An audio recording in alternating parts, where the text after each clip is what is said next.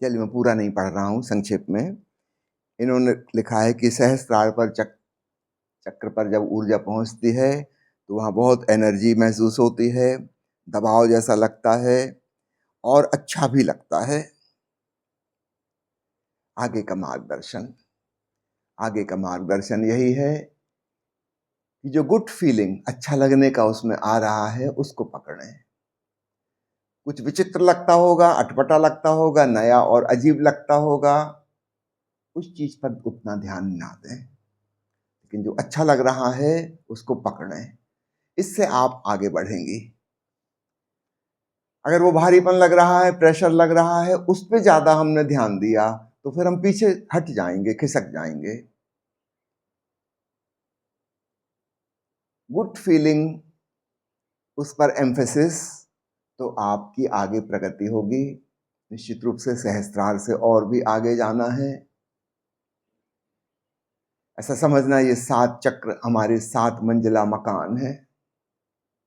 सहस्त्रार यानी छत। अब आप पूछोगे छत से आगे और कहाँ जाना है? छत के बाद ही विराट आकाश है। अभी तक तो हम अपने घर पर ही सीढ़ियां चढ़ रहे थे, ऊपर की मंजिल में पहुंच गए। अब आखिरी छलांग यहां से होगी। इसलिए बिल्कुल परेशान ना हो। जो एनर्जी महसूस हो रही है, प्रेशर महसूस हो रहा है, स्वाभाविक है। जब कोई नई घटना घटती है तो उसके साथ एडजस्ट होने में हमें थोड़ा समय लगता है। कालांतर में हम उसके साथ एडजस्ट हो जाते हैं और तब हमें बहुत अच्छा लगता है। इन्हीं ने एक सवाल और पूछा है कि आपने ओशो के संन्यास मंदिर के 4 स्तंभों की चर्चा की। जीवन का सम्मान, ध्यान, प्रेम और ओंकार, इन चारों में कैसे संतुलन सधे ताकि ठीक ठीक विकास हो सके, कृपया मार्गदर्शन दें। एक बार इस पे अच्छे से मनन कीजिएगा। ये बात आपके हृदय में गहराई से बैठे। फिर इसके बाद परिवर्तन अपने आप आने लगेगा। उस सामंजस्य और संतुलन सधने लगेगा। असली सवाल है हमारी सही सम्यक धारणा बन जाए कि वास्तविक साधना क्या है। ये 4 व्हीलर गाड़ी है, ये साधन है, वाहन है जिस पे यात्रा करनी है। एक बार ये आपके भीतर अच्छे से बात बैठ जाए, फिर आप पाएंगे सामंजस्य हो गया। कुछ और अलग से नहीं करना पड़ता।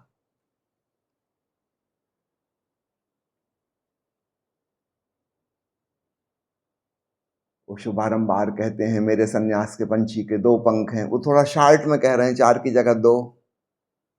ध्यान और प्रेम। आपको अधिकांश ओशो के शिष्य शिष्याएं ऐसे मिलेंगे जो 2 में से भी एक को पकड़ रहे हैं। जब ओशो कह रहे हैं 2 पंख हैं तो स्पष्ट है एक पंख से पंछी नहीं उड़ सकता। एक पतवार से नाव नहीं चल सकती, गोल गोल वहीं वहीं घूमेगी। आप चलाओ खूब पतवार, एक पतवार, नाव कहीं जाएगी नहीं, वहीं चक्कर काटेगी गोल गोल। चलने के लिए जैसे 2 पैर चाहिए, हवाई जहाज में 2 पंख चाहिए, नाव में 2 पतवारें चाहिए, उससे बैलेंस बनता है। तो बहुत संक्षेप में 2 बातें, थोड़ा सा विस्तार में जाएंगे तो 4 बातें। 2 की बात ओशो इसलिए कहते हैं ताकि नए नए मित्र जो आए हैं वो सरलता से पकड़ सकें। लेकिन जब आप साधना में गहरे डूबने लगेंगे तो थोड़ी और गहरी बात बतानी होगी। अब बिल्कुल नए व्यक्ति को ओंकार के बारे में कहने का कोई मतलब नहीं, वो कुछ समझ ही नहीं पाएगा, सिर के ऊपर से बात निकल जाएगी। जो थोड़ी गहराई में जाने के लिए तैयार हो गए हैं, अब उनसे थोड़ी और गहरी बात कही जा सकती है।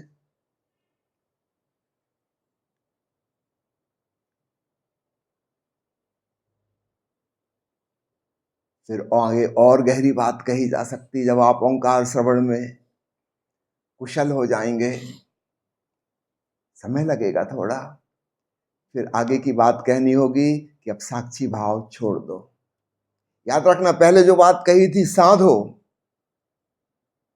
फिर कहना पड़ेगा छोड़ो। आप कहोगे कैसी विपरीत बातें, कंट्राडिक्टरी।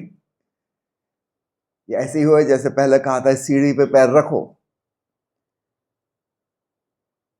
अब कह रहे हैं सीढ़ी को छोड़ो ताकि ऊपर वाली सीढ़ी पे पैर रख सको।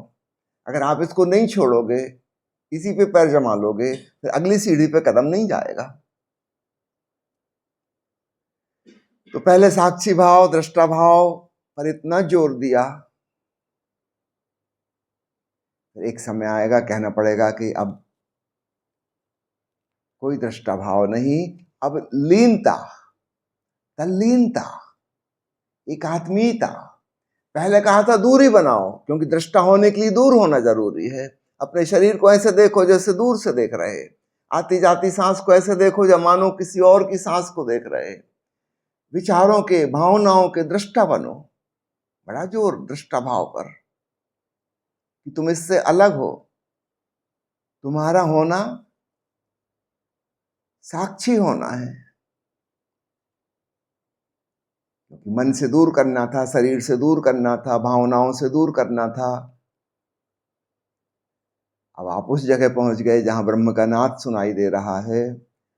अब कहना होगा अहम ब्रह्मास्मि, इस भाव में डूबो। जिसे तुम जान रहे हो ये तुम ही हो, तुम इससे भिन्न नहीं, क्योंकि दृष्टा में तो द्वैत बना रहेगा। Object and subject, observer and observed, दृष्टा और दृश्य, ये तो अलग अलग रहेंगे। तो फिर अद्वैत का अनुभव तो कभी नहीं होगा। तो आरंभ में दृष्टाभाव बहुत काम का था। उसने हमें संसार से दूर किया, शरीर से दूर किया, मन से दूर किया, भावनाओं से दूर किया। हम नितांत चैतन्य हो गए। अब इसके बाद ब्रह्मनाद जो सुनाई पड़ रहा है, अगर हमने यहां भी दृष्टाभाव लागू किया तो फिर एक दूरी बनी रहेगी। ऐसा लगेगा कि मैं सुनने वाला हूं और परमात्मा के संगीत को सुन रहा हूं। परमात्मा का संगीत एक ऑब्जेक्ट बन गया। I am the knower and the music is known. यहां पे बड़ी गलती हो गई। यहां पर तो अद्वैत में जाना है, निर्द्वंद भक्ति जिसे कहते हैं, अनन्यता।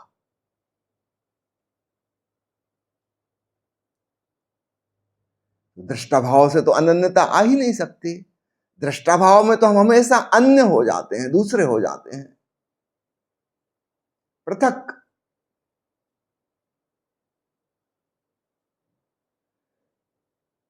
स्वाभाविक है ये बात तभी कही जाएगी जब कोई उस स्थिति में पहुंचने को आया। शुरुआत में ही कहते हैं तो भारी कंफ्यूजन हो जाएगा। क्योंकि आपने पूछ लिया है और आज आखिरी दिन है, मुझे विदा होना है, तो आपसे कह के जा रहा हूं, बीज रूप में इसको संभाल लीजिएगा। अभी तुरंत लागू करने की जरूरत नहीं है। अभी आप दृष्टाभाव साधिए, पर याद रखिए एक दिन छोड़ना भी है, ताकि आपकी धारणा सही रहे। एक दिन हम नाव में बैठे थे, जब इस किनारे थे, और पतवारें चलाई थी उस पार जाने के लिए। जब उस पार पहुंच गए तो अब पतवारें चलाना बंद करना होगा और नाव से उतरना भी होगा। आप ही मत कहना कैसी कंट्राडिक्टरी बात कर रहे हैं। एक दिन नाव में चढ़े थे, एक दिन नाव से उतरेंगे। पंजाब में एक मजाक प्रचलित है, एक सरदार जी फिलॉसफी के प्रोफेसर थे यूनिवर्सिटी में अमृतसर की, और वे और उनके कुछ मित्रगण हरिद्वार जा रहे थे। तो ट्रेन में जब बैठने का समय आया तो प्रोफेसर साहब अड़ गए कि मैं नहीं बैठूंगा। उनके मित्र हैरान हुए, कैसा आदमी है। जानते थे दार्शनिक है, थोड़ा झक्की तो है, अगर ये कोई बात है, अभी ट्रेन तो छूट जाएगी 2 मिनट में। अब इनसे तर्क वितर्क करने का समय नहीं, तो उनको धक्का मार के भीतर घुसा दिया कि भीतर निपटेंगे, फिर अभी अंदर तो घुसो, ट्रेन छूट जाएगी। फिर दूसरी समस्या खड़ी हो गई, जब हरिद्वार का स्टेशन आया और सब लोग उतरने को राजी हुए, वो अपनी सीट पकड़ के बैठ गए। उन्होंने कहा कि तुम लोगों ने जबरदस्ती मुझे ट्रेन में बिठाया है, अब बिठाया है तो बस बैठा ही रहूंगा, अब नहीं उठूंगा, उतरूंगा नहीं। मैं कोई कंट्राडिक्टरी काम नहीं करता कि कभी चढ़ो कभी उतरो। अगर चढ़ना सही है तो फिर ठीक, तुम लोगों ने खूब तर्क दिए, चढ़ो, मैं चढ़ गया, अब उतरूंगा नहीं। जब हरि का द्वार आ गया तो तुम्हें अपनी साधना की ट्रेन से उतरना भी होगा, वरना तुम हरिद्वार पहुंचकर भी हरि के द्वार नहीं पहुंचे, तुम स्टेशन पर ही हो। और अगर बैठे रहे ट्रेन में तो थोड़ी देर में ट्रेन वापस आ जाएगी, फिर वापस अपने घर पहुंच जाओगे। तो ऐसा ही समझना, हम जिस वाहन का, साधन का उपयोग कर रहे हैं साधना में, वो टेम्पररी है। ये धारणा खूब अच्छे से बना लो आप, जो भी विधि हम चुन रहे हैं वो टेम्पररी है, वो कोई हमेशा हमेशा के लिए नहीं है। उसका उपयोग करना है और एक समय आएगा जब उसका उपयोग हमें बंद कर देना है।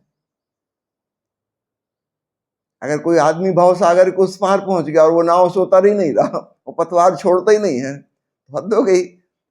भव सागर पार तो अभी भी नहीं हो पाया, अभी भी वो सागर में ही है। वो कहेगा हम तो बड़े धन्यवाद से भरे हैं इस नाव के प्रति, इसी की वजह से तो यहां तक आए, अब ना छोड़ेंगे इसको। ये तो निपट मूढ़ता हो जाएगी। तो प्यारे मित्रों, साधना के संबंध में खूब स्पष्ट धारणा होनी चाहिए। जब हम बीमार हैं, व्याधिग्रस्त हैं, तो हमें औषधि लेनी होगी, और जब व्याधि समाप्त हो गई, समाधि फलित हो गई, औषधि छोड़नी भी होगी। उस आदमी को क्या कहोगे जो अस्पताल से डिस्चार्ज हो गया और खूब सारी दवाइयों के पैकेट थैलियों में भरे हुए और ग्लूकोज की ड्रिप और सलाइन की बॉटल सब साथ में लिए लिए बाजार में घूम रहा है कि इन्हीं की वजह से तुम्हें जिंदा बचा।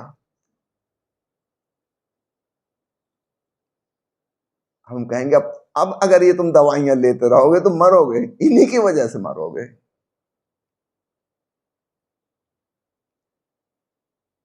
ठीक ऐसे ही साधना के संबंध में खूब स्पष्ट धारणा होनी चाहिए। आज की चर्चा को यहीं समाप्त करते हैं। आंख बंद करके रिलैक्स होकर बैठें।